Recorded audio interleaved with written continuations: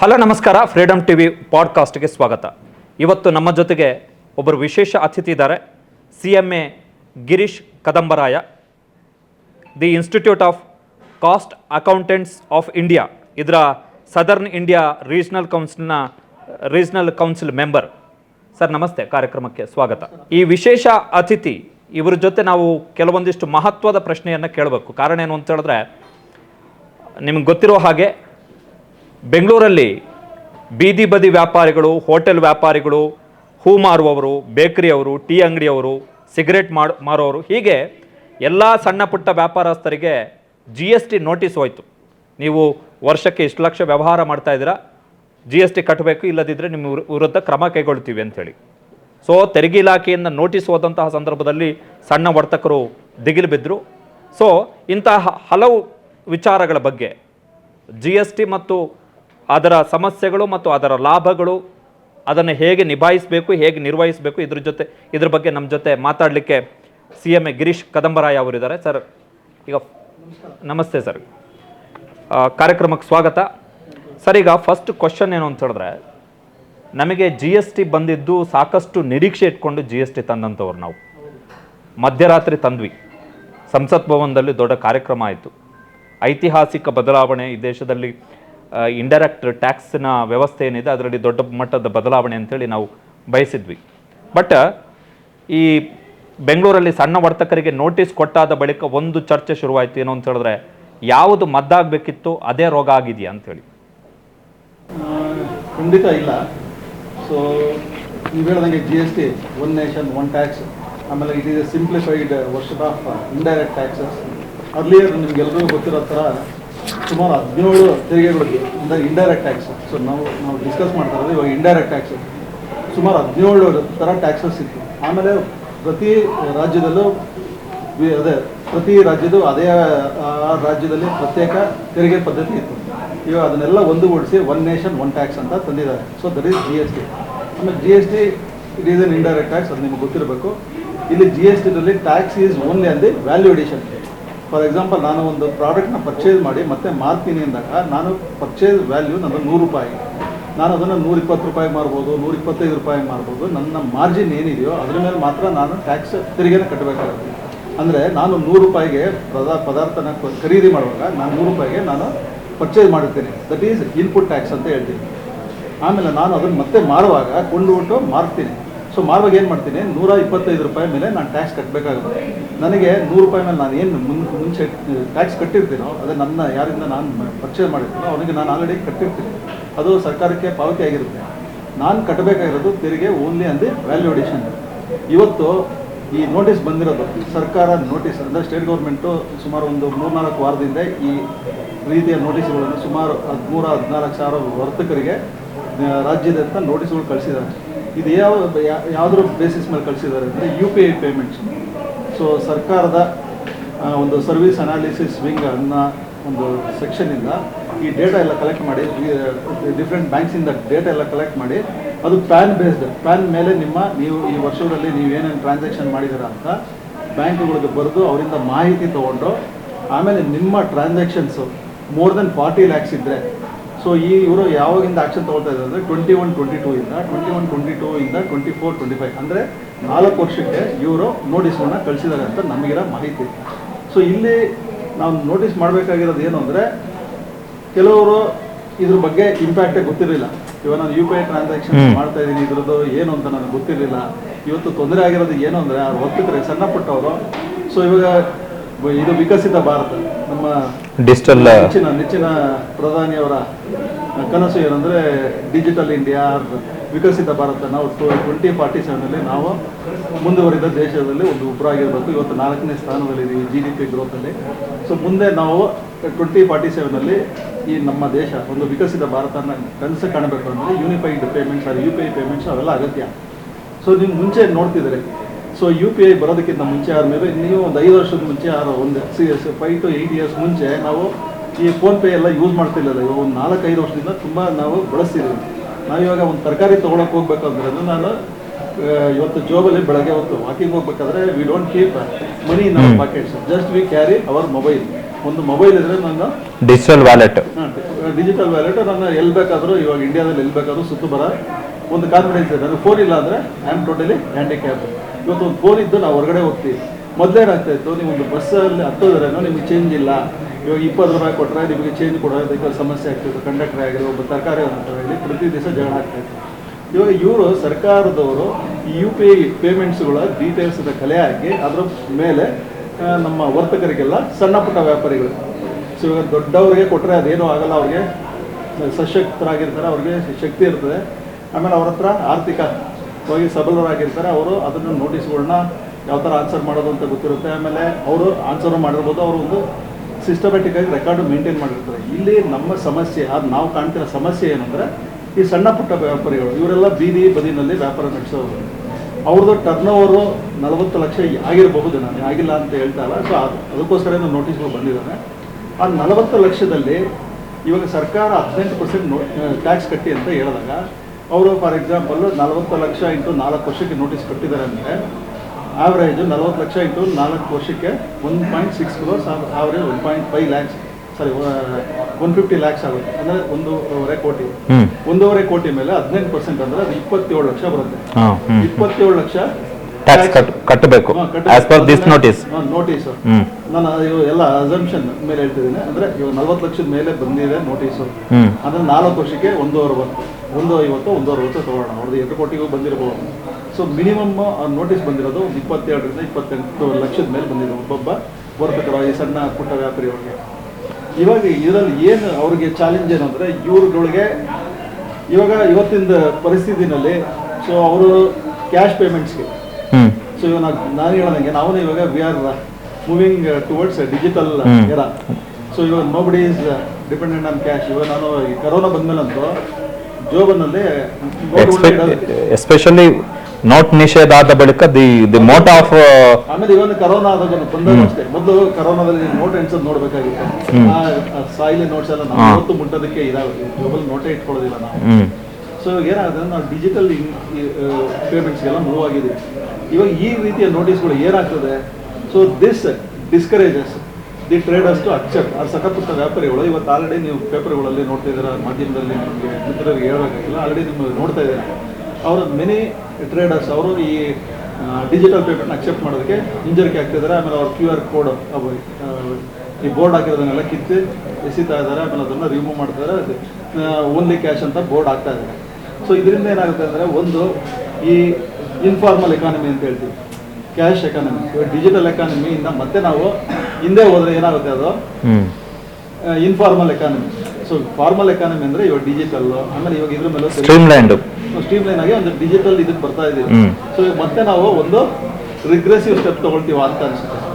Sir, ಈಗ notice issue ಮಾಡಿದ್ದಾರೆ, ಮುಖ್ಯಮಂತ್ರಿಗಳು ಹೇಳಿದ್ದಾರೆ ನಾನು 3 ವರ್ಷದ GST ತೆರಿಗೆಯನ್ನು ಮನ್ನಾ ಮಾಡಿಬಿಡ್ತೀನಿ, ಬಟ್ ನೀವು GST ರಿಜಿಸ್ಟ್ರೇಷನ್ ಮಾಡ್ಕೋಬೇಕು ಅಂತೇಳಿ. ಬಟ್ ಕ್ವಶನ್ ಇರುವಂಥದ್ದು, GST ಇದು ಕೇಂದ್ರ ಮತ್ತು ರಾಜ್ಯ ಸರ್ಕಾರಗಳು ಜಂಟಿಯಾಗಿ ವಿಧಿಸುವಂತಹ ತೆರಿಗೆ. ಇದರಲ್ಲಿ ರಾಜ್ಯಕ್ಕೂ ತೆರಿಗೆ ಹೋಗುತ್ತೆ, ಒಂದ್ಸಲ GST ಅಂತ ಬಂದಾದಮೇಲೆ ಸ್ಟೇಟಿಗೂ ಹೋಗುತ್ತೆ, ಸೆಂಟ್ರಲ್ಗೂ ಹೋಗುತ್ತೆ. ಸೊ ಈಗ ರಾಜ್ಯದ ವಾಣಿಜ್ಯ ಇಲಾಖೆ ಕೊಟ್ಟಂತಹ ಒಂದು ನೋಟಿಸನ್ನು ಈಗ ಗೌರ್ಮೆಂಟು, ಈಗ ಮುಖ್ಯಮಂತ್ರಿಗಳಿಗೆ ಅವರು ಹಣಕಾಸು ಸಚಿವರಾಗಿರೋದರಿಂದ ಹೇಳಿದ್ದಾರೆ, ಬಟ್ ಒಂದು ತೆರಿಗೆ ಇಲಾಖೆ ಕೊಟ್ಟಿರುವಂತಹ ನೋಟಿಸನ್ನು ವಿದೌಟ್ ಎನಿ ಕನ್ಕ್ಲೂಸಿವ್ನೆಸ್ ಇಲ್ಲದೆ, ಯಾವುದೇ ತಾರ್ಕಿಕ ಅಂತ ಹೇಳಿದೆ, ಅದಕ್ಕೆ ಫುಲ್ ಸ್ಟಾಪ್ ಇಲ್ಲದೆ ಈ ಥರ ರದ್ದುಪಡಿಸೋಕ್ಕೆ ಅವಕಾಶ ಇದೆ, ಈ ಥರ ಮನ್ನಾ ಮಾಡಲಿಕ್ಕೆ ಅವಕಾಶ ಇದೆ ಅಂತ ಲೀಗಲಿ? ಇವಾಗ ನಾನು ಈ ಮೀಡಿಯಾ ರಿಪೋರ್ಟ್ಸಲ್ಲಿ ನೋಡಿದ್ದು ಪ್ರಕಾರ ಅವರು ಅದನ್ನು ವಿಡ್ರಾ ಮಾಡ್ಕೊಳ್ತೀವಿ, ರಿಜಿಸ್ಟರ್ ಮಾಡ್ಕೊಳ್ಳಿ, ಮುಂದೆ ಕಟ್ಕೊಂಡು ಹೋಗಿ ಅಂತ ಹೇಳ್ತಾ ಇದ್ದಾರೆ. ನನಗೆ ಅರ್ಥ ಆಗ್ತಲ್ಲ ಅದು ಯಾವ ಬೇಸಿಸ್ ಮೇಲೆ ಹೇಳ್ತಾ ಇದ್ದಾರೆ ಅಂತ. ಒಂದ್ಸತಿ ನೋಟಿಸ್ ಕೊಟ್ಮೇಲೆ ಅದಕ್ಕೆ ನೀವು ಹೇಳೋದಂಗೆ ತಾರ್ಕಿಕ ಅಂದರೆ ಲಾಜಿಕಲ್ ಎಂಡ್ ಕೊಡಬೇಕು, ಲೀಗಲ್ ಎಂಡ್ ಬೇಕು. ಒಂದು ಲಾಜಿಕಲ್ ಆಗಿ ಅದಕ್ಕೆ ಏನೋ ಒಂದು ವಿಧಾನಗಳು ಇರ್ತವೆ. ಇವಾಗ ಒಂದು ನೋಟಿಸ್ ನಿಮಗೆ ಬಂದಿದೆ, ಅದರಲ್ಲಿ ನಿಮ್ಮ ಟರ್ನ್ ಓವರ್ ಅವರು ಅಸರ್ಟೈನ್ ಮಾಡಿದ್ರೆ, ಅದರಲ್ಲಿ ನೀವು ಟರ್ನ್ ಓವರಲ್ಲಿ ಬೇರೆ ವ್ಯವಹಾರಗಳನ್ನು ಮಾಡಿರ್ಬೋದು. ನಿಮಗೆ ಒಂದು 2 ಲಕ್ಷ ಲೋನ್ ಕೊಟ್ಟಿರ್ಬೋದು, ಇಲ್ಲಾಂದ್ರೆ ನೀವು ಯಾರಿಗೋ ಒಬ್ಬರಿಗೆ ನೀವೇ ಏನೋ ಒಂದು ಮುಂಚೆ ದುಡ್ಡು ಕೊಟ್ಟಿರ್ತೀರ, ನಿಮಗೆ ದುಡ್ಡು ವಾಪಸ್ ಬಂದಿರ್ಬೋದು. ಸೊ ಆ ಥರದ್ದೆಲ್ಲ ಅದು ಡಿಜಿಟಲ್ ಪೇಮೆಂಟ್ ಆಗಿರ್ಬೋದು. ಡಿಜಿಟಲ್ ಪೇಮೆಂಟ್ ಆಗಿರೋದ್ರಿಂದ ಅವ್ರು ಏನು ಟೋಟಲ್ ನಿಮ್ಮ payments during the period 40 lakhs cross ಆಗಿದೆ. ನಾನು ಯಾರೋ ಹತ್ರನೋ ಒಂದು ಲೋನ್ 10 ಲಕ್ಷ ಒತ್ತಿಗೆ ತೊಗೊಂಡಿದ್ದೀನಿ, ಆ 35-40 ಲಕ್ಷದಲ್ಲಿ 10 ಲಕ್ಷನೂ ಇದೆ, ಅವಾಗ 40 ಲಕ್ಷ ಕ್ರಾಸ್ ಆಗುತ್ತೆ. ಇಲ್ಲ ಅಂದರೆ ಅದು 28 ಲಕ್ಷ ಇರ್ಬೋದು, ಒಂದು ಎಕ್ಸ್ ಅಮೌಂಟ್ ಇರುತ್ತೆ, ಲೆಸ್ ದೆನ್ 40 lakhs ಇರುತ್ತೆ, ಆವಾಗ ನಾನು ಈ GST ಅಡಿಯಲ್ಲಿ ಬರಲ್ಲ. ಸೊ ಇವಾಗ ಆ ಥರ ಎಲ್ಲದಕ್ಕೂ ನಾವು ಏನು ಮಾಡಬೇಕಾಗುತ್ತೆ ಅಂದರೆ, ಇವಾಗ ನಾವು ಅವರು ಈ ಗೌರ್ಮೆಂಟ್ ಅವರು ಆ ಬ್ಯಾಂಕ್ ಸ್ಟೇಟ್ಮೆಂಟ್ ಮೇಲೆ, ಆ ಬ್ಯಾಂಕ್ ಟ್ರಾನ್ಸಾಕ್ಷನ್ಸ್ ಮೇಲೆ, ಆ UPI ಟ್ರಾನ್ಸಾಕ್ಷನ್ಸ್ ಮೇಲೆ ನೋಟಿಸ್ ಇಶ್ಯೂ ಮಾಡಿದ್ದಾರೆ. ಇವಾಗ ನಾವು ಅದನ್ನು ತೊಗೊಂಡು ನಾವು ಅನಲೈಸ್ ಮಾಡಬೇಕು. ಡಿಪಾರ್ಟ್ಮೆಂಟ್ಗೆ ಒಂದು ಸೂಕ್ತ ರಿಪ್ಲೈ ವಿವರವಾಗಿ ನಾವು ಒಂದು ಕೂಲಂಕುಷವಾಗಿ ಪರಿಶೀಲಿಸಿ ಒಂದು ರಿಪ್ಲೈ ರೆಡಿ ಮಾಡಿ. ಅಕೌಂಟ್ ನಾವು ಸ್ಟಡಿ ಮಾಡಬೇಕು, ನಮ್ಮ ಅಕೌಂಟ್. ಅದೇ ನಾನು ಫಸ್ಟ್ ನನಗೆ ಗೊತ್ತಿರಬೇಕು. ಆಸ್ ಎ ಟ್ರೇಡರ್ ನಿಮಗೆ ಗೊತ್ತಿರುತ್ತೆ. ಇವಾಗ ನೀವು ನಿಮಗೆ ಸಾಮರ್ಥ್ಯ ಅಂದರೆ ನಿಮ್ಮ ಹತ್ರನೂ ರಿಕ್ವಿಸಿಟ್ ಒಂದು ಇದಿದ್ರೆ, ಸಾಮರ್ಥ್ಯ ಅನ್ನೋದಕ್ಕಿಂತ ಒಂದು ನಿಮ್ಮ ಹತ್ರ ಅಗತ್ಯವಾದ ನಿಮಗೆ ನಾಲೆಡ್ಜ್ ಇದ್ರೆ ಅದ್ರ ಬಗ್ಗೆ, ಟ್ಯಾಕ್ಸ್ ಬಗ್ಗೆ ನೀವೇ ರಿಪ್ಲೈ ಮಾಡ್ಬೋದು. ಇದೇನು ದೊಡ್ಡದಲ್ಲ. ಇವಾಗ ನಂದು 40 ಲಕ್ಷದ ಒಳಗಡೆ ಇದೆ ಅಂತ ನಾನು ಹೇಳ್ಬೇಕು. ಹೇಗೆ ಇವಾಗ ನಾನು ಇದರಲ್ಲಿ 10 ಲಕ್ಷ ಯಾವುದೋ ಒಂದು ಲೋನ್ ತೊಗೊಂಡಿದ್ದೀನಿ, ಆ ಲೋನ್ ಕೊಟ್ಟಿದ್ದೆ, ಅವ್ರು ನನಗೆ ವಾಪಸ್ ಕೊಟ್ಟರು ಅಂದರೆ ನಂದು ಈ ವರ್ಷದಲ್ಲಿ ಲೆಸ್ ದೆನ್ 40 lakhs ಇದೆ, ನನಗೆ ಎಕ್ಸಮ್ಷನ್ಸ್ ಕೊಡಿ ಅಂತ ಕೇಳ್ಬೋದು. ಅದೇ ಥರ 2ನೇ ವರ್ಷದಲ್ಲಿ ಏನು, 3ನೇ ವರ್ಷದಲ್ಲಿ ಏನು, ಇವಾಗ ನೀವು ಮೋರ್ ದೆನ್ 40 lakhs ಎಲ್ಲ ವರ್ಷದಲ್ಲೂ ಆಗಿದ್ದ ಅಂದರೆ ನೀವು ನಿಮ್ಮ 40 ವರ್ಷದ ವಹಿವಾಟಲ್ಲಿ ಏನೇನಿದೆ ಅಂತ ಫಸ್ಟ್ ಬ್ರೇಕಪ್ ರೆಡಿ ಮಾಡಬೇಕು. ಅದರಲ್ಲಿ ಎಕ್ಸಾಮ್ ಗೂಡ್ಸ್ ಇರ್ಬೋದು, ಅಂದ್ರೆ ಕೆಲವು ಪದಾರ್ಥಗಳೇ GST ಇಲ್ಲ. ಇನ್ನೊಂದು ಪದಾರ್ಥ 5% ಇರುತ್ತೆ, 12% ಇರುತ್ತೆ, 18% ಇರುತ್ತೆ. ಸೊ ಅದರಿಂದ ನೀವು ಫಸ್ಟ್ ನಿಮ್ಮ ಬ್ಯಾಂಕ್ ಟ್ರಾನ್ಸಾಕ್ಷನ್ಸ್ನ ಅನಲೈಸ್ ಮಾಡಿ ಅದು ಒಂದು ಪಟ್ಟಿ ಮಾಡಿಕೊಂಡು, ಇಲ್ಲಾಂದ್ರೆ ಯಾರಾದರೂ ಒಬ್ಬರು ಸ್ವಲ್ಪ ಅಕೌಂಟ್ಸ್ ಗೊತ್ತಿರೋರ ಹತ್ರ ಕೂತ್ಕೊಂಡು ಅವ್ರು ಅವ್ರದ್ದು ಒಂದು ಸಹಾಯ ಪಡ್ಕೊಂಡು ಒಂದು ಸೂಕ್ತವಾದ ರಿಪ್ಲೈ ರೆಡಿ ಮಾಡಿಕೊಂಡು, ಆ ರಿಪ್ಲೈ ರೆಡಿ ಮಾಡುವಾಗ ಇವಾಗ ನಾವು ಒಂದ್ಸತಿ ಪೆನ್ನಿ ವೈಸ್ ಪೌಂಡ್ ಫೂಲಿಶ್ ಅಂತ ಹೇಳ್ಬಿಟ್ಟು ಈ ಕೆಲವರು ಡೈರೆಕ್ಟಾಗಿ ಒಂದೊಂದ್ಸತಿ ಡಿಪಾರ್ಟ್ಮೆಂಟ್ಗೆ ಹೋಗ್ತಾರೆ. ಡಿಪಾರ್ಟ್ಮೆಂಟಲ್ಲಿ ನಾನು ಎಲ್ಲರೂ ಹೆಲ್ಪ್ ಮಾಡ್ತಾರೆ, ಮಾಡೋದಿಲ್ಲ ಅನ್ನೋದಿಲ್ಲ. ಒಂದು ನಿಮಗೆ ಫಸ್ಟ್ ನೀವು ಕೊಡ್ತಾ ಇರೋ ಇನ್ಫಾರ್ಮೇಷನ್ ಕರೆಕ್ಟ್ ಆಗಿದೆ ಅಂತ ನೀವು ರೆಡಿ ಮಾಡಿಕೊಂಡು, ಆಮೇಲೆ ಈ ಟ್ರಾನ್ಸಾಕ್ಷನ್ಸ್ ಟ್ಯಾಕ್ಸಬಲ್ಲು, ಈ ಟ್ರಾನ್ಸಾಕ್ಷನ್ಸ್ ನಾನ್ ಟ್ಯಾಕ್ಸಬಲ್ಲು ಅಂತ ಅವ್ರಿಗೆ ಎಕ್ಸ್ಪ್ಲೈನ್ ಮಾಡಿ ಈ ನೋಟಿಸಿಂದ ಒಂದು ವಿಡ್ರಾ ಮಾಡ್ಕೊಳ್ಳೋದಕ್ಕೆ ಆ ಪ್ರಕ್ರಿಯೆಗೆ ನೀವು ಒಂದು ಸರ್ಕಾರಕ್ಕೆ ಸಲಹೆ, ಇದು ಒಂದು ಸಪೋರ್ಟ್ ಮಾಡಿದ್ರೆ ಒಳ್ಳೆಯದು ಅಂತ ನನ್ನ ಅಭಿಪ್ರಾಯ. ಅಂದರೆ ಈಗ ನೀವು ಹೇಳ್ತಿರೋ ಪ್ರಕಾರ ಈಗ ಮುಖ್ಯಮಂತ್ರಿಗಳು ಈ ತೆರಿಗೆ ಮನ್ನಾ ಮಾಡ್ತಿದ್ದೀನಿ ಅಂತ ಹೇಳಿದ್ರು ಕೂಡ ಇನ್ ಕೇಸ್ ನೋಟಿಸ್ ಬಂದರೆ ಆ ನೋಟಿಸ್ಗೆ ರಿಪ್ಲೈ ಮಾಡುವಂಥದ್ದು ಒಳ್ಳೆಯದು. ಮಾಡಲೇಬೇಕು. ಅದನ್ನ ಒಂದ್ಸತಿ ಬಂದಮೇಲೆ ಅದು ನಿಮ್ಮ ತಲೆ ಮೇಲೆ ತೂಗುತ್ತೆ. ಇವಾಗ ಇವ್ರು ಇರ್ಬೋದು CM, ನೆಕ್ಸ್ಟ್ ಮುಂದೆ ಇದು ಇವಾಗ ಯಾಕೆಂದ್ರೆ ಅದಕ್ಕೂ ಒಂದು GST ನೆಕ್ಸ್ಟ್ ಇಯರ್ ಇನ್ನೊಬ್ಬರು ಬಂದು ಇನ್ನೊಬ್ರು ಒಂದು ಕೇಳ್ಬೋದು. ಇಲ್ಲಾಂದ್ರೆ ಮತ್ತೆ ಇದು ನೀವು ಹೇಳ್ದಂಗೆ ಈ GST ಅನ್ನೋದು ಡ್ಯೂಯಲ್ ಟ್ಯಾಕ್ಸ್. GST ಅದರಲ್ಲಿ 2 ಕಾಂಪೊನೆಂಟ್ ಇದೆ, ಒಂದು ಸೆಂಟ್ರಲ್ ಟ್ಯಾಕ್ಸ್, ಇನ್ನೊಂದು ಸ್ಟೇಟ್ ಟ್ಯಾಕ್ಸ್. CGST, SGST. ಇವಾಗ ಅದು 19% ಅಂದರೆ 9% ಸ್ಟೇಟ್ ಗೌರ್ಮೆಂಟ್ಗೆ ಹೋಗುತ್ತೆ, 9% ಸರ್ಕಾರದ ಇದು ಕರ್ನಾಟಕ ಸರ್ಕಾರಕ್ಕೆ ಹೋಗುತ್ತೆ, ಅದು ರಾಜ್ಯ ಸರ್ಕಾರಕ್ಕೆ ಹೋಗುತ್ತೆ. ಇವಾಗ ಇವರು ಬಿಡೋದಕ್ಕಾಗೋದಿಲ್ಲ, ಅದೇನಂದ್ರೆ ಡ್ಯೂಯಲ್ ಟ್ಯಾಕ್ಸ್. ಸೊ ಇವಾಗ ಇವ್ರಿಗೆ 9 ರೂಪಾಯಿ ಬಂದರೆ ಅವ್ರಿಗೂ 9 ರೂಪಾಯಿ ಬರುತ್ತೆ, ನಾಳೆ ಇದೇ ಸೇಮ್ ನೋಟಿಸ್. ಅದೇ ಅಂದರೆ ಈಗ ನೀವು ಹೇಳ್ತಾ ಇರೋವಂಥದ್ದು ಏನು ಅಂತ ಹೇಳಿದ್ರೆ, ಇನ್ ಕೇಸ್ ಈಗ 18% ನೀವು GST ಕಟ್ಟಬೇಕು ಅಂತ ಯಾರಿಗೆಲ್ಲ ಇನ್ ಕೇಸ್ ನೋಟಿಸ್ ಹೋಗಿದ್ರು ಕೂಡ, ಈಗ ರಾಜ್ಯ ಸರ್ಕಾರ ನಾನು ಮನ್ನಾ ಮಾಡ್ತೀನಿ ಅಂತ ಹೇಳಿದ್ರು ಕೂಡ 9% ಏನೋ ನಾವು ಬೇಡ ಅಂತ ಬಿಡ್ಬೋದು. ಬಟ್ ಉಳಿದ 9%ಗೆ ಯೂನಿಯನ್ ಗೌರ್ಮೆಂಟ್ ಈಸ್ ಹಾಕುದಾರ ಅಲ್ಲ. ಇನ್ನೊಂದೇನಂದ್ರೆ ಇವಾಗ ಒಂದು ಇದು ಇಂಡಿಯನ್ ಲಾ. ಇವಾಗ ಯಾರು ಅದನ್ನ even president of India also cannot waive the tax. ಅದಕ್ಕೂ ಒಂದು ಪ್ರಕ್ರಿಯೆ ಇರುತ್ತೆ. ಟ್ಯಾಕ್ಸ್ ವೇವ್ ಮನ್ನಾ ಮಾಡಕ್ ಆಗಲ್ಲ. ಅದೇ ಹೆಂಗೆ ಅಂದ್ರೆ ಇವಾಗ GST ಕೌನ್ಸಿಲ್ ಅಂತ ಇದೆ, ಇದೊಂದು ಸುಪ್ರೀಂ ಅಪೆಕ್ಸ್ ಅಥಾರಿಟಿ ಅಂಡರ್ ಇದರಲ್ಲಿ ಕೇಂದ್ರ ಹಣಕಾಸು ಸಚಿವರ ನೇತೃತ್ವದಲ್ಲಿ ಒಂದು ಇದು ಇದೆ, GST ಕೌನ್ಸಿಲ್ ಅಂತ. ಆ GST council headed by finance minister of the union, then all the state ministers. ಇಲ್ಲಿ ಸಿದ್ದರಾಮಯ್ಯ ಅವರು ಯಾರನ್ನ ಡೆಪ್ಯೂಟ್ ಮಾಡಿರ್ತಿಲ್ಲ ಅಂದ್ರೆ ಅವರೇ ಹೋಗಿರ್ತಾರೆ. ಆ ಥರ ಇವಾಗ ನಮ್ದು 30 ರಾಜ್ಯ, ಆಮೇಲೆ ಯೂನಿಯನ್ ಟೆರಿಟರಿ ಎಲ್ಲ ಒಬ್ಬೊಬ್ರು ಮಿನಿಸ್ಟರ್ ಹೋಗಿರ್ತಾರೆ. ಇವರೆಲ್ಲ ಕೂತ್ಕೊಂಡು ಒಂದು ಡಿಸೈಡ್ ಮಾಡಿ ಅದಕ್ಕೊಂದು ನೋಟಿಫಿಕೇಶನ್ ಇಶ್ಯೂ ಮಾಡಿದಾಗ ಅದು ಸೆಂಟ್ರಲ್ ಒಂದು ನೋಟಿಫಿಕೇಶನ್ ಇಶ್ಯೂ ಮಾಡುತ್ತೆ. ಅದ್ರ ಜೊತೆಗೆ ಈ concern state governments, union territories ಎಲ್ಲನೂ ಸೇರಿ ಸೇಮ್ ಅಲ್ಲಿ ಏನು ನೋಟಿಫಿಕೇಶನ್ ಬರುತ್ತೋ ಅದು ಅಪ್ರೂವ್ ಆಗುತ್ತೋ ಕೌನ್ಸಿಲಲ್ಲಿ, ಅದೇ ನೋಟಿಫಿಕೇಶನ್ ಇಶ್ಯೂ ಮಾಡಿ ಒಂದು ವಿಡ್ರಾಲ್ ಏನೋ ಒಂದು ಪ್ರೊಸೀಜರ್ ಮಾಡಬೇಕು. ಇವಾಗ ಅದನ್ನು ಮಾಡೋದಕ್ಕೆ ಅವನ್ನ GST ಕೌನ್ಸಿಲ್ ಮುಂದೆ ಬರಬೇಕು. ಇಲ್ಲಿ ಒಂದು ಯೂನಿಲ್ಯಾಟರ್ ಆಗಿ ಯಾವುದೋ ಒಂದು ಸ್ಟೇಟ್ ತಗೊಳ್ತೀನಿ ಅಂದ್ರೆ ಅದಾಗೋದಿಲ್ಲ. ಇವಾಗ ಇಲ್ಲಿ ನಮ್ಮ ಸ್ಟೇಟಲ್ಲಿ ಏನಾಗ್ತಿದೆ ಅಂತ ಹೇಳ್ಬಿಟ್ಟು ಪಕ್ಕದ ರಾಜ್ಯಗಳಲ್ಲೂ ಒಂಥರ ಇದನ್ನ ಗಮನಿಸ್ತಾ ಇದ್ದಾರೆ. ನಾನು ಇವತ್ತು ಮಾಧ್ಯಮದ ರಿಪೋರ್ಟ್ ಆಂಧ್ರದವ್ರು ನೋಡ್ತಾ ಇದ್ದಾರೆ, ಪಕ್ಕದಲ್ಲಿ ತಮಿಳುನಾಡವ್ರು ನೋಡ್ತಾ ಇದ್ದಾರೆ, ಗುಜರಾತ್, ಆಲ್ ಸ್ಟೇಟ್ಸ್ ಅವರು ಇಲ್ಲಿ ಏನಾಗ್ತಿದೆ ಅಂತ ನೋಡ್ತಾ ಇದ್ದಾರೆ. ಬೇಸ್ ಅಂತ they also want to take action if it is going to. ಅಲ್ಲ, ಯಾವುದೇ ಸರ್ಕಾರ ಕೂಡ ಟ್ಯಾಕ್ಸ್ ಬಿಟ್ಕೊಡಕ್ ರೆಡಿ ಇರೋ. ಇವಾಗ ಏನಂದ್ರೆ ಇವಾಗ ನಿಮಗೆ ಇಲ್ಲಿ ಗ್ಯಾರಂಟಿ ಕೊಟ್ಟಿರೋದ್ರಿಂದ ಸರ್ಕಾರಕ್ಕೆ ಎಷ್ಟು ದುಡ್ಡು ಬಂದಿರೋದು ಬೇಕು ಅನಿಸುತ್ತೆ. ಆಮೇಲೆ this is one of the may be way to collect the revenue or increase their revenue. May be government may be interested to pursue that. ಇವಾಗ ಏನಂದ್ರೆ ಇವಾಗ ವರ್ತಕರ ಪ್ರಭಾವ ಇದಿರ್ಬೋದು, ಏನೋ ಒತ್ತಡ ಇರ್ಬೋದು, ಆಮೇಲೆ ಇನ್ನೊಂದು ಸಾಮಾಜಿಕ ಈ ಒತ್ತಡಗಳಿಂದ ಅವರು ಈ ಒಂದು ಪಬ್ಲಿಕ್ ಸ್ಟೇಟ್ಮೆಂಟ್ ಕೊಟ್ಟಿರ್ತಾರೆ. ಬಟ್ ಲಾಜಿಕಲ್ ಆಗಿ ಅದನ್ನು ವಿಡ್ರಾ ಮಾಡೋದು ನನ್ನ ಅಭಿಪ್ರಾಯದಲ್ಲೇ ಸಾಧ್ಯ ಇಲ್ಲ ಅಂತ. So it is better to reply. We have to reply, dealer has to reply.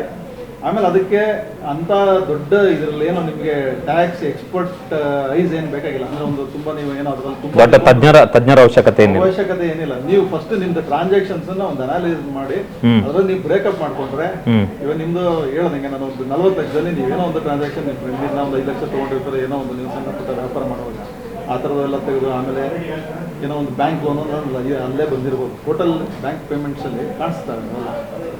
So ಈಗ GST first turn over target, minimum target ಇರುವಂಥದ್ದು 40 ಲಕ್ಷ. 40 ಲಕ್ಷ ನೀವು 40 ಲಕ್ಷ ಕ್ರಾಸ್ ಆಗಿದ್ದೀರಾ ಅಂತ ಫಸ್ಟ್ ಕ್ರಾಸ್ ಚೆಕ್ ಮಾಡ್ಕೋಬೇಕು, ಡಿಟರ್ಮಿನ್ ಮಾಡ್ಕೊಳ್ಳಿ. ಅಂದ್ರೆ ನೀವು ಕ್ರಾಸ್ ಚೆಕ್ ಮಾಡ್ಕೋಬೇಕು, ಕ್ರಾಸ್ ಚೆಕ್ ಮಾಡ್ಕೊಳ್ಳಿ. 40 ಲಕ್ಷ ಆದ್ಮೇಲೆ 40 ಲಕ್ಷ ಕ್ರಾಸ್ ಮಾಡಿದ್ದೀನಿ, ಇನ್ನೇನು ಮಾಡಕ್ ಸಾಧ್ಯ ಇಲ್ಲಪ್ಪ ಅಂದ್ರೆ ಇವಾಗ ನೀವು ಅದನ್ನ ಟ್ಯಾಕ್ಸ್ ರೇಟ್ ಇವಾಗ ನೀವು ಇಲ್ಲಿ ಇವತ್ತು ಕಷ್ಟ ಇದೆ ಪ್ರೂವ್ ಮಾಡೋದಕ್ಕೆ. ಯಾಕಂದ್ರೆ ನೀವು 3 ವರ್ಷದ ಮುಂಚೆ ಏನ್ ವ್ಯಾಪಾರ ಮಾಡಿದ್ದೀರಾ ಅಂತ ಗೊತ್ತಿರ್ಲಿಲ್ಲ. ಅದರಲ್ಲಿ ಎಕ್ಸಾಮ್ಟೆಡ್ ಪ್ರಾಡಕ್ಟ್ಸ್ ಜಾಸ್ತಿ ಮಾಡಿರ್ಬೋದು, ಅದು 5% ಪ್ರಾಡಕ್ಟ್ಸ್ ಮಾಡಿರ್ಬೋದು. ಸರ್ಕಾರ ನಿಮಗೆ ಒಂದು 15% ಕೇಳ್ತಾ ಇದ್ದಾರೆ. ಅದು ನಿಮಗೆ ಇವತ್ತು ಪ್ರೂವ್ ಮಾಡೋದಕ್ಕೆ ಕಷ್ಟ, ದಾಖಲೆಗಳು ಬೇಕು. ಸೊ ಅದರಿಂದ ಇವಾಗ ಸಣ್ಣ ಪುಟ್ಟ ವ್ಯಾಪಾರಿಗಳು ಮುಂದೆ ಗೋಯಿಂಗ್ ಫಾರ್ವರ್ಡ್ ಏನು ಅಟ್ಲೀಸ್ಟ್ ಅವ್ರು ಏನು ಅಟ್ಲೀಸ್ಟ್ ಏನೇ ಮಾಡಿದ್ರೂ ಒಂದು ಪರ್ಚೇಸ್ ಬಿಲ್ಗಳು ತಗೊಂಡು ಅದು ಏನು ಮಾಡ್ತಿದೀವಿ ಅವ್ರು ಯಾವ್ದು ಒಂದು ದಾಖಲೆಗಳನ್ನ ಕರೆಕ್ಟಾಗಿ ಒಂದು ರೆಕಾರ್ಡ್ಸ್ನ ಮೇಂಟೈನ್ ಮಾಡಿದ್ರೆ ಅವ್ರಿಗೆ ಒಂದು ಉತ್ತಮ. ಸರ್, ಈಗ ಮುಖ್ಯಮಂತ್ರಿಗಳು ಇನ್ನೊಂದು ಅಂಶ ಹೇಳಿದ್ದಾರೆ. ಏನು ಅಂತ ಹೇಳಿದ್ರೆ, ಈಗ ತೆರಿಗೆ ಮನ್ನಾ ಮಾಡಿದ್ದೀವಿ 3 ವರ್ಷದ್ದು, but GST registration must and should ನೀವು ಮಾಡಿಸ್ಲೇಬೇಕು ಅಂತೇಳಿ. ಈಗ ಕ್ವಶನ್ ಏನು ಅಂತ ಹೇಳಿದ್ರೆ, ಈಗ ಬೀದಿಯಲ್ಲಿ ಯಾರೋ ಹೂ ಮಾಡ್ತಾ ಇರ್ತಾರೆ, ಯಾವುದೋ ಒಂದು ಟೀ ಅಂಗಡಿ ಇಟ್ಕೊಂಡಿರ್ತಾರೆ, ತರಕಾರಿ ಮಾಡ್ತಾ ಇರ್ತಾರೆ, ಅವರು ಕೂಡ ಪೇಟಿಎಮ್ಮೋ ಫೋನ್ಪೇನೋ ಯಾವುದರಲ್ಲಿ ಡಿಜಿಟಲ್ ವ್ಯಾಲೆಟಲ್ಲಿ ಅವರು ದುಡ್ಡು ರಿಸೀವ್ ಮಾಡ್ತಾ ಇರ್ತಾರೆ. ಸೊ ಅಂಥವರು ಕೂಡ GST ರಿಜಿಸ್ಟ್ರೇಷನ್ ಮಾಡಬೇಕಾಗತ್ತಾ ಅಂಥೇಳಿ. ಸರ್, ಇವಾಗ ಇಲ್ಲಿ ಪ್ರಶ್ನೆ ಬಂದಿರೋದು 40 ಲಕ್ಷದ ಮೇಲಿರೋರಿಗೆ. ನಿಮ್ದು turn over less then 40 lakhs ಇದ್ರೆ ಅದು ಅವಶ್ಯಕತೆನೇ ಇಲ್ಲ.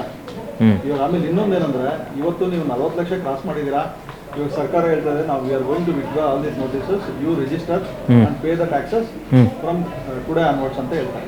ಬಟ್ ಇನ್ನೊಂದು ಪಾಯಿಂಟ್ ನೀವು ಗಮನದಲ್ಲಿ ಇಡಬೇಕಾಗಿರೋದು, ವರ್ತಕರ ಗಮನದಲ್ಲಿ ಏನ್ ಇಟ್ಕೋಬೇಕು ಅಂದ್ರೆ, ಒಂದ್ಸತಿ GST ರಿಜಿಸ್ಟ್ರೇಷನ್ ಆದ್ಮೇಲೆ ಈ 40 ಲ್ಯಾಕ್ಸ್ ಎಕ್ಸಾಮ್ಷನ್ ಲಿಮಿಟ್ ಇರೋದಿಲ್ಲ. ಇವತ್ತು ನಾನು ಇವಾಗ ಯಾವ ತಿಂಗಳಲ್ಲಿ ಇದ್ದೀನಿ, ಜುಲೈಯಲ್ಲಿ ಇದ್ದೀನಿ, ನಾನು ಇವಾಗ ರಿಜಿಸ್ಟರ್ ಮಾಡಿದ್ರೆ ಈ ನನಗೆ 3 ತಿಂಗಳಾಗಿದೆ, 4ನೇ ತಿಂಗಳು ಮಾಡಿರೋ ಇದು ಲೆಸ್ ದೆನ್ 40 ಲ್ಯಾಕ್ಸ್ ಇದ್ರೆ ಎಕ್ಸಾಮ್ಷನ್ ಇರುತ್ತೆ. ಮುಂದೆ ನಾನು ಏನೇ ಮಾಡಿದ್ರು ಇವಾಗ ನಾನು ಬರೀ ಒಂದು 5 ಲಕ್ಷ ಟರ್ನ್ ಓವರ್ ಮಾಡಿರ್ಬೋದು, 10 ಲಕ್ಷ ಟರ್ನ್ ಓವರ್ ಮಾಡಿರ್ಬೋದು, ಅದೇ ಎಕ್ಸಾಮ್ಷನ್ ಅಷ್ಟೇ. ಮುಂದೆ ನಾನು ₹1 ಮಾಡಿದ್ರೂ ಅದಕ್ಕೆ ತೆರಿಗೆ. ಅಂದರೆ ನೀವು ಹೇಳ್ತಾ ಇರೋವಂಥದ್ದು ಒನ್ಸ್ GST ರಿಜಿಸ್ಟ್ರೇಷನ್ ಆದಮೇಲೆ ಟ್ಯಾಕ್ಸ್ ಆಟೋಮೆಟಿಕಲಿ ಅಪ್ಲೈಸ್ ಬರುತ್ತೆ. ಅದೇನು ಪ್ರಾಡಕ್ಟ್ ನೀವೇನು ಇದು ಮಾಡ್ತಿದ್ರೋ ನೀವು ಆಮೇಲೆ ಕಂಪ್ಲೈನ್ಸ್ ಬರುತ್ತೆ, ನೀವು ರಿಟರ್ನ್ಸ್ ಫೈಲ್ ಮಾಡಬೇಕು, ಅದು ಎಲ್ಲ ಆಮೇಲೆ ಮಂತ್ಲಿ ಪೇಮೆಂಟ್ ಆಫ್ ಟ್ಯಾಕ್ಸಸ್ ಅದೆಲ್ಲ ಮಾಡ್ಕೊಂಡು ಹೋಗ್ಲೇಬೇಕು. ಸೊ ಅದರಿಂದ complaints burden also will increase for the small traders. So ಆಮೇಲೆ ಆಲ್ಟರ್ನೇಟ್ ಆಗಿ ಒಂದು ನಾನು ಅನ್ನೋದು ಆಲ್ರೆಡಿ ನಾವು ಡಿಸ್ಕಸ್ ಮಾಡಬೇಕಾದ್ರೆ ಒಂದು ಕಂಪೋಸಿಷನ್ ಸ್ಕೀಮ್ ಅಂತ ಇದೆ. ಅದರಲ್ಲಿ this is available for the dealers are for the business who are having turnover less than 1.5 crores, 1.5 ಕೋಟಿ ಒಳಗಡೆ ಅವರು ಟರ್ನ್ ಓವರ್ ಇದ್ದ ಅಂದರೆ ಆ ಕಂಪೋಸಿಷನ್ ಸ್ಕೀಮ್ಗೆ ಆಪ್ಟ್ ಮಾಡಿದಾಗ ಅಲ್ಲಿ ಬರೀ ರೇಟ್ ಆಫ್ ಟ್ಯಾಕ್ಸ್ ಇಸ್ 1%, 10%, ಕೇವಲ 1% ತೆರಿಗೆ. 10% ಸ್ಟೇಟ್ ಗೌರ್ಮೆಂಟ್ ಹೋಗುತ್ತೆ, 10% ಇದಾಗುತ್ತೆ ಇವರಿಗೆ ಸೆಂಟ್ರಲ್ ಅವ್ರಿಗೆ ಹೋಗುತ್ತೆ. ಅದನ್ನು ಒಂದು ಮಾಡ್ಬೋದು. ಒಂದೇನಂದ್ರೆ ಈ ಮುಂದೆ ಇವಾಗ ನಾನೇನೋ ಇವತ್ತು 40 ಲಕ್ಷ ಕ್ರಾಸ್ ಆಗಿದೆ, ಬಟ್ ನೆಕ್ಸ್ಟ್ ಇಯರ್ ನಂದು ಬಿಸ್ನೆಸ್ ಕಡಿಮೆ ಆಗ್ಬೋದು. ಅವಾಗ ನಾನು 30 ಲಕ್ಷ ಇದ್ರೆ ನಾನು 30 ಲಕ್ಷ ಕಟ್ಟಬೇಕಾಗುತ್ತೆ. ಸೊ ಇವಾಗ ನಾವು ರಿಜಿಸ್ಟ್ರೇಷನ್ ತೊಗೊಳೋದಕ್ಕಿಂತ ಮುಂಚೆ ಸಣ್ಣ ಪುಟ್ಟ ವ್ಯಾಪಾರಿಗಳು ಅವ್ರ ಬಿಸ್ನೆಸ್ ಅನ್ನೇ ಅವ್ರು ಅನಲೈಸ್ ಮಾಡೋದಾಗ ಗೊತ್ತಿರುತ್ತೆ. ಇವಾಗ ನನ್ನ ಬಿಸ್ನೆಸ್ 40 ಲಕ್ಷ ಕ್ರಾಸ್ ಆಗುತ್ತೆ ಅಂತ ಇದ್ರೆ definitely we also advise them to take registration. ಆಮೇಲೆ taking registration what is advantage ಅಂದರೆ, ನೀವು ನಾನು ಹೇಳ್ದಂಗೆ already it is a tax value added tax. ಅಂದರೆ ನಮಗೆ ನಮ್ಮ ಪರ್ಚೇಸ್ ವ್ಯಾಲ್ಯೂ ಮೇಲೆ ನಾವು ಮುಂದೆ ನಾವು ಪರ್ಚೇಸ್ ಮಾಡುವಾಗ ನಾವು ಏನು ಟ್ಯಾಕ್ಸ್ಗಳು ಕಟ್ಟಿರ್ತೀವೋ ಅದು ಇನ್ಪುಟ್ ಟ್ಯಾಕ್ಸ್ ಕ್ರೆಡಿಟ್ ಅಂತ ಹೇಳ್ತೀವಿ, ಅದು ITC ಅಂತ ಹೇಳ್ತೀವಿ. ಆ ITC ನಮಗೆ ಕ್ರೆಡಿಟ್ ಸಿಗುತ್ತೆ.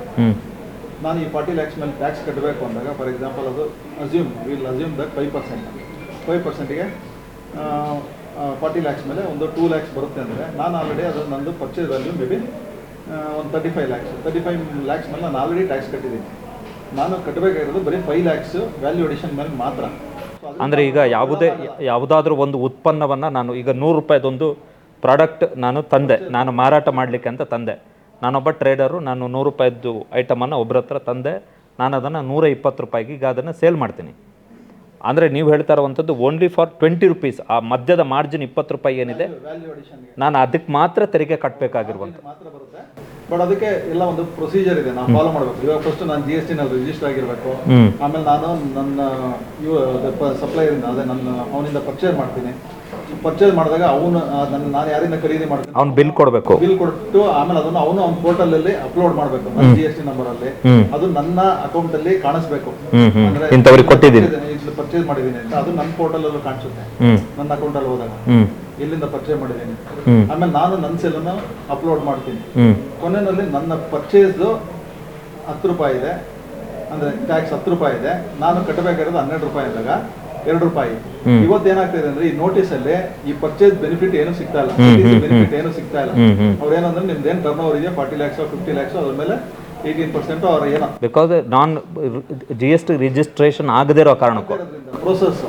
ಸೊ GST ರಿಜಿಸ್ಟ್ರೇಷನ್ ನಿಮ್ದು 40 lakhs ಕ್ರಾಸ್ ಆಗಿ ಆಮೇಲೆ ನೀವು GST ರಿಜಿಸ್ಟ್ರೇಷನ್ ತಗೊಂಡಾಗ ಇವೆಲ್ಲ ನಿಮಗೆ ಬೆನಿಫಿಟ್ಸು ಇದೆ. ಬಟ್ ಅದ್ರ ಜೊತೆಗೆ it comes with all compliances also. Even ನಿಮ್ಮ ಬಿಸ್ನೆಸ್ ಅಲ್ಲಿ ನಿಮಗೆ ಸಾಕಷ್ಟು ಮ್ಯಾನ್ ಪವರ್, ಅಂದ್ರೆ ನಿಮ್ಮ ಜೊತೆ ನೀವು ಒಂದು ಟೀಮ್ ಇರಬೇಕು. ಇವಾಗ ಇದನ್ನೆಲ್ಲ ಮಾಡಬೇಕು ಅಂತ ಇವಾಗ ವಿತಿನ್ 20 years ರಿಟರ್ನ್ಸ್ ಫೈಲ್ ಮಾಡಬೇಕು, ಟ್ಯಾಕ್ಸ್ಗಳು ಕಟ್ಟಬೇಕು. ಸೊ ಅದೆಲ್ಲ ಇರುತ್ತೆ. ಸೊ ಅದರಿಂದ ಈ complaints also will increase. Sir, ಈಗ ಒಂದೇನು ಅಂತ ಹೇಳಿದ್ರೆ, ಈಗ ನೀವೇ ಆರಂಭದಲ್ಲಿ ಒಂದು ಮಾತು ಹೇಳಿದ್ರೆ ಏನು ಅಂತ ಹೇಳಿದ್ರೆ, ಈಗ ಈ ಒಂದು GST ರಿಜಿಸ್ಟ್ರೇಷನ್ ಆಗದೇ ಇದ್ರೂ ಕೂಡ ಈಗ ವ್ಯಾಪಾರಿಗಳು ಬಳಸುವಂತಹ ಪೇಟಿಎಮ್, ಎಲ್ಲ ಪೇಟಿಎಮ್ ಇರ್ಬೋದು, ಫೋನ್ಪೇ ಇರ್ಬೋದು, ಯಾವುದೇ ಡಿಜಿಟಲ್ ಮೋಡ್ ಆಫ್ ಪೇಮೆಂಟ್ ಏನಿದೆ link to bank account with PAN. So ಪ್ರತಿ ಈಗ ಡೈರೆಕ್ಟ್ ಮತ್ತು ಇಂಡೈರೆಕ್ಟ್ ಎರಡೂ ಟ್ಯಾಕ್ಸ್ ಡಿಪಾರ್ಟ್ಮೆಂಟ್ಗಳಿಗೂ ಕೂಡ ಪ್ಯಾನ್ ಇದ್ದು ಟ್ರಾನ್ಸಾಕ್ಷನ್ ಪಕ್ಕ ಗೊತ್ತಿರುತ್ತೆ. ಸೊ ಇನ್ ಕೇಸ್ ಈಗ ಫಾರ್ ಎಕ್ಸಾಂಪಲ್ ಯಾರೋ ಒಬ್ಬರು ವ್ಯಾಪಾರಿ, ನಾರ್ಮಲ್ ವ್ಯಾಪಾರಿ, ಅದು ಟೀ ಅಂಗಡಿನೋ ಹೂವಿನ ಅಂಗಡಿನೋ ಇಲ್ಲ ತರಕಾರಿ ಯಾರೋ, ಅವ್ರು ಪೇಮೆಂಟ್ ಡಿಜಿಟಲ್ ಮಾಡಲ್ಲೇ ತಗೊಂಡಿರ್ತಾರೆ. ಇನ್ ಕೇಸ್ ಅವರು GST ಕಟ್ಟಿ ಈಗ ಸಿಕ್ಕಿರುವಂಥ ಅವಕಾಶದಲ್ಲೂ ಕೂಡ GST ರಿಜಿಸ್ಟ್ರೇಷನ್ ಮಾಡ್ದೇ ಟ್ರಾನ್ಸಾಕ್ಷನ್ ಮಾಡ್ತಾರೆ ಅಂತ ಇಟ್ಕೊಳ್ಳಿ. ಫಾರ್ ಎಕ್ಸಾಂಪಲ್ ಟ್ರಾನ್ಸಾಕ್ಷನ್ ಒಂದು ಹಂತ ಲಿಮಿಟ್ ಹೋಯ್ತು, ಜಾಸ್ತಿ ಆಯಿತು ಅಂತ ಹೇಳಿದ್ರೆ ಅದು ಆ ಸಂದರ್ಭದಲ್ಲಿ ಅವರಿಗೆ ಮತ್ತೆ ಟ್ರಬಲ್ ಮಾಡಲ್ಲ ಅಂತೇಳಿ ಏನು ಗ್ಯಾರಂಟಿ ಇದೆ ಸರ್? ಇವಾಗ ಈ ಫಸ್ಟ್ ಪ್ರಶ್ನೆ ಏನಂದ್ರೆ, ಇವಾಗ ಈ ನೋಟಿಸಿಂದ ಮುಂದೆ ಹೊರಗಡೆ ಬರೋದು ಹೇಗೆ ಅಂತ ಇಮಿಡಿಯೇಟ್ ಚಾಲೆಂಜ್ ಏನೋ, ಇವತ್ತು ನನಗೆ ತಲೆ ಮೇಲೆ ಏನೋ ಒಂದು ತೂಗತ್ತಿ ಇದೆ, ಅದನ್ನು ಸರಿಸಬೇಕು. ಮುಂದೆ ಹೇಗೆ ನಾನು ಮಾಡ್ಬೇಕು ಅಂತ ನಾನು ಪ್ಲಾನ್ ಮಾಡಬೇಕು. ನನಗೆ ಫಸ್ಟ್ 40 lakhs ಒಳಗಡೆ ಮಾಡ್ತೀನಾ, 40 lakhs ಒಳಗಡೆ ಮಾಡ್ತೀನಿ ಅಂದ್ರೆ ನೀವೇನು ಯು ಕ್ಯಾನ್ ಬಿ ರಿಲ್ಯಾಕ್ಸ್ಡ್, ಅಂದ್ರೆ ನೀವೇನು ತಲೆ ಕೆಡಿಸ್ಕೋಬೇಕಾಗಿಲ್ಲ. ಇವೊಂದು ನೋಟಿಸ್ ಕಮ್ಸ್ ನಿಮಗೆ 40 lakhs ಒಳಗಡೆ, ಇವಾಗ ಬಂದಿರೋದು 40 lakhs ಮೇಲೆ ಅಷ್ಟೇ. ನಿಮಗೆ ಈ GST ಇದರಲ್ಲಿ ಸ್ಕೀಮ್ ಆಫ್ ಥಿಂಗ್ಸ್ ಅಲ್ಲಿ ನಿಮಗೆ 40 lakhs ವರೆಗೂ ಎಕ್ಸಂಪ್ಷನ್ ಇದೆ GST ಇಲ್ಲ ಅನ್ನೋದು. ಸರ್ವಿಸ್ ಪ್ರೊವೈಡರ್ಸ್ಗೆ 20 lakhs ವರೆಗೂ. ಇವಾಗ ನಿಮಗೆ 40 lakhs ವರೆಗೂ UPI ಬಂದ್ರೇನೋ, ನಿಮ್ದು ಯಾವುದೇ ಪೇಮೆಂಟಲ್ಲಿ ಬಂದ್ರೂ ಏನು ತೊಂದರೆ ಇಲ್ಲ. ಇವಾಗ ಕೆಲವರು ಇದು ಏನೋ GST ನಲ್ಲೂ ರಿಜಿಸ್ಟರ್ ಆಗಿದ್ದಾರೆ, ಅವರು ಈಗ 40 ಲಕ್ಷದ ಮೇಲೆ ಕ್ರಾಸ್ ಆಗಿ ಅವರು ಕರೆಕ್ಟಾಗಿ ಟರ್ನ್ ಓವರ್ ಡಿಕ್ಲೇರ್ ಮಾಡದೇನೂ ಇರ್ಬೋದು. ಇವಾಗ ಫಾರ್ ಎಕ್ಸಾಂಪಲ್ ನಿಮ್ದು ಆಕ್ಚುಯಲ್ ಟರ್ನ್ ಓವರು ಒಂದು 60 ಲಕ್ಷ ಇದೆ ಅನ್ಕೊಳ್ಳಿ, ನೀವು ಅಕಸ್ಮಾತ್ ಲೆಸ್ ದೆನ್ 40 lakhs ಅಂತಾನು ಡಿಕ್ಲೇರ್ ಮಾಡಿರ್ಬೋದು. ಅವಾಗ ಇವಾಗ ಸರ್ಕಾರದ ಹತ್ರ ಮಾಹಿತಿ ಇರೋದ್ರಿಂದ ಆ ಥರದ ಕೇಸ್ಗಳು ಇನ್ವೆಸ್ಟಿಗೇಟ್ ಆಗ್ತಾ ಇದೆ. ಆಮೇಲೆ ಇನ್ನೂ ಒಂದು ನಮಗೆ ಬಂದಿರೋ ಮಾಹಿತಿ ಪ್ರಕಾರ ಕೆಲವು ಪೇಮೆಂಟ್ಸ್ಗಳು, ಅಂದರೆ ಇವಾಗ ಅಕಾಮಡೇಟ್ ಮಾಡೋದಕ್ಕೆ ಟ್ರಾನ್ಸಾಕ್ಷನ್ಸ್, ಇವಾಗ ನಾನು ಯಾರೋ ಒಂದು 10 ಲಕ್ಷ ಕೊಡಬೇಕು, ನಿಮ್ಮ ಮುಖಾಂತರ ರೂಟ್ ಮಾಡ್ತೀನಿ, ಅವಾಗ ಅದಲ್ಲೂ ಕಾಣಿಸುತ್ತೆ. ಅವಾಗ ಅದನ್ನು ಆ ಥರನೂ ಬರ್ತಾವೆ. ಇವಾಗ ಒಂದು ಅಕಾಮಡೇಟ್ ಮಾಡೋದಕ್ಕೆ ಒಂದು ಕೆಲವು ಸತಿ ಈ ಫೈನಾನ್ಷಿಯಲ್ ಟ್ರಾನ್ಸಾಕ್ಷನ್ ಮಾಡಿದಾಗ ಅವೆಲ್ಲನೂ ಬಂದ್ಬಿಡ್ತವೆ. ಸೊ ಅದರಿಂದ ನಾವು UPI ಮಾಡುವಾಗ ಎಲ್ಲ ಯಾವುದೇ ಒಂದು ಟ್ರಾನ್ಸಾಕ್ಷನ್ಗೆ ನಮಗೆ ಒಂದು ಸೂಟಬಲ್ ಎಕ್ಸ್ಪ್ಲನೇಷನ್ ಇದ್ರೆ ಮಾತ್ರ ನಾವು ಕನ್ವಿನ್ಸಿಂಗ್ ರಿಪ್ಲೈ ಕೊಡ್ಬೋದು, ಇಲ್ಲಾಂದರೆ ಕಷ್ಟ ಆಗ್ತದೆ. GST ರಿಜಿಸ್ಟ್ರೇಷನ್ ಕಾಸ್ಟ್ ಎಲ್ಲ ಏನಾಗುತ್ತೆ ಇನ್ ಕೇಸ್ ಸಣ್ಣ ವ್ಯಾಪಾರಿಗಳಿಗೆ ಅಂತ ಹೇಳಿದ್ರೆ? Sir, GST registration is free. ಅದು ಏನು ಅಂದರೆ ಡಾಕ್ಯುಮೆಂಟೇಶನ್ ಅಷ್ಟೇ. ಓಕೆ. ಆಮೇಲೆ ಇವಾಗ ಇದು ಒಂದು ಪ್ಯಾನ್, ಆಮೇಲೆ ಆಧಾರ್ ಬೇಸ್ಡ್ ಅವರು. ಸೊ ಅದಿದ್ದ ಅಂದರೆ ರಿಜಿಸ್ಟ್ರೇಷನ್ ಮಾಡೋದೇನು ದೊಡ್ಡ ಇದಲ್ಲ. ಬಟ್ ಆದರೆ ಇವಾಗ ಅಥಾರಿಟೀಸ್ ಏನಂದ್ರೆ ಸ್ವಲ್ಪ ರಿಜಿಸ್ಟ್ರೇಷನ್ ಪ್ರೋಸೆಸ್ನ ಸ್ವಲ್ಪ ಟಫ್ ಮಾಡಿದ್ದಾರೆ. ಅಂದರೆ ಮೊದಲು ಬಂದಾಗ GST ಬಂದಾಗ ಸಿಂಪಲ್ ಟ್ಯಾಕ್ಸ್ ಅಂದರೆ, ಸೊ ವಿತಿನ್ 3 days ರಿಜಿಸ್ಟ್ರೇಷನ್ ಕೊಡಬೇಕಾಗಿತ್ತು. ನಾನು ಇವತ್ತು ರಿಜಿಸ್ಟ್ರೇಷನ್ ಆದರೆ ವಿತಿನ್ 3 days ನನಗೆ ರಿಜಿಸ್ಟ್ರೇಷನ್ ಸರ್ಟಿಫಿಕೇಟ್ ಮಾಡ್ತಾ ಇತ್ತು. ಇವಾಗ ಡಿಪಾರ್ಟ್ಮೆಂಟು ರಿಜಿಸ್ಟ್ರೇಷನ್ ಕೊಡೋದಕ್ಕಿಂತ ಮುಂಚೆ ಅವನ ಪೂರ್ತಿ ಅವನ ಮಾಹಿತಿಯನ್ನೆಲ್ಲ, ಪೂರ್ತಿ ವಿವರಗಳು ಅವನೇನು ಕೊಟ್ಟಿರ್ತಾನೋ ಅದನ್ನೆಲ್ಲ ಪರೀಕ್ಷಿಸಿದೆ. ಆಮೇಲೆ ಅವನು ಎಲ್ಲಿ ಬಿಸ್ನೆಸ್ ಮಾಡ್ತಿದ್ದಾನೆ ನನ್ನ ಜಾಗಕ್ಕೂ ಒಂದು ಸ್ಪಾಟ್ ಇನ್ಸ್ಪೆಕ್ಷನ್ನು ಅದನ್ನೆಲ್ಲ ಮಾಡಿ ಒಂದು they are having their own safe cost. ಅದಂದರೆ ಇಟ್ಸ್ ಬಿಕಾಸ್ ಈಗ ಈ ಇನ್ಪುಟ್ ಟ್ಯಾಕ್ಸ್ ಕ್ರೆಡಿಟಲ್ಲೆಲ್ಲ ಸ್ಕ್ಯಾಮ್ ಎಲ್ಲ ಆಗಿದ್ದು. ಅದೇ ಮಿಸ್ ಯೂಸ್ ಆಗಿರೋದ್ರಿಂದ, ಪ್ರಾವಿಷನ್ಸ್ ಮಿಸ್ ಯೂಸ್ ಆಗಿರೋದ್ರಿಂದ, ಹ್ಞೂ ಆಮೇಲೆ ಅವರು ಸುಮ್ಮನೆ ಈ ಬೋಗಸ್ ಡೀಲರ್ಸು ಆ ಥರದ್ದು ತೊಂದರೆಗಳು ಅವು ಆ ಥರದವ್ರು ಜಾಸ್ತಿ ಇದ್ದಿದ್ದರಿಂದ ಈ ಸ್ವಲ್ಪ ರಿಜಿಸ್ಟ್ರೇಷನ್ ಪ್ರೋಸೆಸ್ನ ಸ್ಟ್ರಿಕ್ಟ್ ಮಾಡಿದ್ದಾರೆ. ಹ್ಞೂ ಬಟ್ ರಿಜಿಸ್ಟ್ರೇಷನ್ ಕಾಸ್ಟ್ ಏನೂ ಇಲ್ಲ. ಬಟ್ ಅಕಸ್ಮಾತ್ ನೀವು ಯಾರಾದರೂ ಒಬ್ಬರು ಮಧ್ಯವರ್ತಿಗಳು ಅಂದರೆ ಇವ್ರ ಮುಖಾಂತರ ಯಾರಾದರೂ ಒಬ್ಬ ಅಕೌಂಟೆಂಟ್ ಕನ್ಸಲ್ಟೆಂಟ್ ಮುಖಾಂತರ ಹೋಗ್ತಾ ಇದ್ದಾರೆ ಅಂದರೆ ಅವ್ರೇನಾದ್ರು ಸ್ಮಾಲ್ ಅಮೌಂಟ್ಗಳು ಚಾರ್ಜ್ ಮಾಡ್ತಾರೆ. ಹ್ಞೂ ಆಮೇಲೆ ನಿಮಗೆ ಎಲ್ಲನೂ ನಾವು ಮಾಡೋಕ್ಕಾಗಲ್ಲ. ಕೆಲವು ಸರಿ ನಾವು ಯಾರಾದ್ರೂ ಕೆಲಸ ಮಾಡ್ತಿರೋರು ಸ್ವಲ್ಪ ಎಕ್ಸ್ಪರ್ಟ್ಗಳು, ಸಬ್ಜೆಕ್ಟ್ ಎಕ್ಸ್ಪರ್ಟ್. ಸಬ್ಜೆಕ್ಟ್ ಎಕ್ಸ್ಪೋರ್ಟು, ಅದಕ್ಕೇನು ಸಬ್ಜೆಕ್ಟ್ ಎಕ್ಸ್ಪೋರ್ಟ್ ಬೇಕಾಗಿಲ್ಲ. ಯಾರೊಬ್ಬ BCom ಹುಡುಗನೋ BSc ಹುಡುಗನೋ ಹ್ಞೂ ಪೋರ್ಟಲಲ್ಲಿ ಹೋದರೆ ಅದು ಎಲ್ಲ ಆನ್ಸರ್ ಮಾಡ್ಕೊಂಡು ಹೋಗ್ಬೋದು. 4 ಸ್ಕ್ರೀನ್ಗಳು ಬರ್ತಾರೆ. ಹ್ಞೂ ಹ್ಞೂ ಸೊ ಈ ಎಲೆಕ್ಟ್ರಿಸಿಟಿ ಬಿಲ್ಗಳು, ಆಮೇಲೆ ನಿಮ್ಮದು ಬಿಸ್ನೆಸ್ ಮಾಡ್ತಿರೋದಕ್ಕೆ ಪ್ರೂಫು, ಆಮೇಲೆ ನಿಮ್ಮ ಆಧಾರು, ಆಮೇಲೆ ನಿಮ್ಮ ಪ್ಯಾನು, ಹ್ಞೂ ಆಮೇಲೆ ನಿಮ್ಮ ಬ್ಯಾಂಕ್ ಪಾಸ್ಬುಕ್ಕು, ಬ್ಯಾಂಕ್ ಡೀಟೇಲ್ಸು ಅವೆಲ್ಲ ಕೇಳ್ತಾನೆ. Minimum essential things. ಸೊ ಅದಕ್ಕೆ ಅದರಲ್ಲಿ ಯಾವ ಡಾಕ್ಯುಮೆಂಟ್ಸು ಕೊಡೋದು ಕಷ್ಟ ಏನಿಲ್ಲ, ಮಾಡಿಸ್ಬೋದು. ಬಟ್ ಈಗ ನೀವು ಹೇಳ್ತಾ ಇರುವಂಥದ್ದು ಏನು ಅಂತ ಹೇಳಿದ್ರೆ, ಈಗ ಯಾವುದೇ ಟ್ರಾನ್ಸಾಕ್ಷನ್ ಮಾಡಿದ್ರು ಯಾವುದೇ ವರ್ತಕರು, ಅದು ಎಕ್ಸ್ಪೆಷಲಿ ಸಣ್ಣ ವರ್ತಕರು, ಅವ್ರು ಕಾಮನ್ ಆಗಿ ಇಟ್ಕೊಂಡಿರಲ್ಲ. ಸೊ ಈಗ ಈ GST ನೋಟಿಸ್ನ ಈ ಗೊಂದಲದ ಬಳಿಕ ಈಗ ಅವರು ಒಂದು ಡಿಸೈಡ್ ಮಾಡಬೇಕು ಏನು ಅಂತ ಹೇಳಿದ್ರೆ, ಅವ್ರು ಏನೇ ಪರ್ಚೇಸ್ ಮಾಡಿದ್ರು ಕೂಡ ಆ ಬಿಲ್ಲನ್ನು ಸೇಫಾಗಿ ಇಟ್ಕೊಳ್ಳುವಂಥದ್ದು ಇಟ್ಕೋಬೋದು. ಆಮೇಲೆ ಇನ್ನೂ ಒಂದು ಶಾರ್ಟ್ ಕಟ್ ಅಂದರೆ, ಇವಾಗ ನೀವು ಮನೇಲಿ ನಿಮ್ಮ ಫ್ಯಾಮಿಲಿಯನ್ನು 4 ಜನ ಇದ್ದೀರಾ, ನೀವು 4 ಬ್ಯಾಂಕ್ ಅಕೌಂಟ್ ಇಟ್ಕೊಂಡು ನೀವು ಆ ಥರನೂ ಮಾಡೋರು ಇದ್ದಾರೆ, ಇಲ್ಲ ಅಂತಲ್ಲ, ಇವಾಗಲೂ ಮಾಡಿದ್ದಾರೆ, ಇಲ್ಲ ಅಂತ ಹೇಳ್ತಿಲ್ಲ. ಇವಾಗ ನಿಮ್ಮದು ನಿಮ್ಮ ಮನೇಲೆ 4 ಜನ ಇದ್ರೆ 4 ಬ್ಯಾಂಕ್ ಅಕೌಂಟಲ್ಲಿ ಬಂದ್ರೂ ಈ ಒಬ್ಬೊಬ್ಬರಿಗೆ 25 ಲಕ್ಷ ಬಂದ್ರೂ 1 ಕೋಟಿ ಮಾಡ್ಬೋದು, ಮಾಡೋಕ್ಕಾಗಲ್ಲ ಅಂತಲ್ಲ. ಅವ್ರಿಗೆ ನಾವೇನು ಇವ್ರಿಗೆ ಟ್ರೇಡರ್ಸ್ಗಳಿಗೆ ನಾವು ಹೇಳ್ಕೊಡ್ಬೇಕಾಗಿಲ್ಲ. ಅವ್ರು ನಮಗಿಂತ ಬುದ್ಧಿವಂತರು, ಆಮೇಲೆ ಅವ್ರಿಗೆ ಶಾರ್ಟ್ ಕಟ್ಸ್ಗಳು ತುಂಬ ಗೊತ್ತಿರುತ್ತೆ. ಅವ್ರು ಯಾವಾಗ ಬರ್ತಾರೆ ಅಂದರೆ, ಏನೋ ಒಂದು ಸಮಸ್ಯೆ ಆದಾಗ ಈ ಕನ್ಸಲ್ಟೆಂಟು ಇಲ್ಲಾಂದರೆ ಈ ಥರ ನೋಟಿಸ್ ಡಿಪಾರ್ಟ್ಮೆಂಟಿಂದ ಬಂದಾಗ ಈ ಕನ್ಸಲ್ಟೆಂಟ್ಗಳ ಕಡೆ ನೋಡ್ತಾರೆ. ಅವರು ನಮಗಿಂತ ಕೆಲವು ವಿಚಾರಗಳು ಚೆನ್ನಾಗಿ ತಿಳ್ಕೊಂಡಿರ್ತಾರೆ. ಸೊ ಅದರಿಂದ ಏನಿಲ್ಲ, ಇವರು ಒಂದು 40 lakhsವರೆಗೂ ಯಾವ ಸಮಸ್ಯೆನೂ ಇರಲ್ಲ. ಇವಾಗ ನಾನು ಇನ್ನೊಂದು ಹೇಳ್ದಂಗೆ ಅವ್ರು ಆಲ್ರೆಡಿ ಮಾಡ್ತಾ ಇರ್ತಾರೆ. ಇವಾಗ ಗಂಡ ಹೆಂಡತಿ ಇದ್ರೆ ಇಬ್ರು 25 ಲಕ್ಷ ಮಾಡೋದ್ರಿಂದ ಏನು ತೊಂದರೆ ಇಲ್ಲ. ಬಟ್ ಅದು ಟ್ರ್ಯಾಕ್ ಮಾಡೋಕ್ಕಾಗಲ್ಲ ಅಂತೀರಾ ಸರ್? ಬಿಕಾಸ್ ಆಫ್ ನಿಮಗೂ ಇದೆಯಲ್ಲ, ಒಬ್ಬೊಬ್ಬ ಇಂಡಿವಿಜುವಲ್ ಟರ್ನ್ ಓವರ್ 25 ಲಕ್ಷ. ಇವಾಗ ಒಂದೇ ಇದರ ಜಾಗದಲ್ಲಿ ನಾನು 2 ಅಂಗಡಿ ಮಾಡಬಾರ್ದು ಅಂತ ಏನಿಲ್ಲ ಅಲ್ಲ. ಓಕೆ, ಬಟ್ ಈಗ ಬಿಸ್ನೆಸ್ ಅಂತ ಬಂದಂಥ ಸಂದರ್ಭದಲ್ಲಿ 2 ಅಕೌಂಟ್ ಡೈವರ್ಟ್ ಮಾಡ್ಲಿಕ್ಕೆ ಆಪ್ಷನ್ಸ್ ಇದೆಯಾ ಅಂತ? ಅಲ್ಲ, ಇವಾಗ ನೋಟಿಸ್ ಕೊಟ್ಟಿರೋದು ಏನು ಬೇಸಿಸ್ ಮೇಲೆ ಕೊಟ್ಟಿದ್ದಾರೆ? UPI ಪೇಮೆಂಟ್ಸು 40 lakhs ಪಾಸ್ ಆಗಿದೆ. ಇವಾಗ ನಾನು ನನ್ನ ಹೆಂಡತಿ ಹೆಸರಲ್ಲಿ 25 ಲಕ್ಷ, ನನ್ನ ಹೆಸರಲ್ಲಿ 35 ಲಕ್ಷ ಮಾಡಿ ನಾನು 60 ಲಕ್ಷ ಮಾಡಿದ್ದೀನಿ. ಇವಾಗ ನಿಮ್ಮ ನೋಟಿಸ್ ಕೊಟ್ಟಿದ್ದಾರಾ ಆ ಥರ ಕೇಸ್ಗಳಿಗೆ? ಇಲ್ಲ. ಇವಾಗ ಹೇಳಿದೆ, ಅವ್ರು ಆಲ್ರೆಡಿ ಸುಮಾರು ಜನ ಈ ಥರ ಮಾಡಿದ್ದಾರೆ, ವರ್ತಕರು ಮಾಡಿಲ್ಲ ಅಂತಲ್ಲ. ಆ ಮಾಹಿತಿ ಮೇಲೆ ನಾವು ಹೇಳ್ತಾರೆ.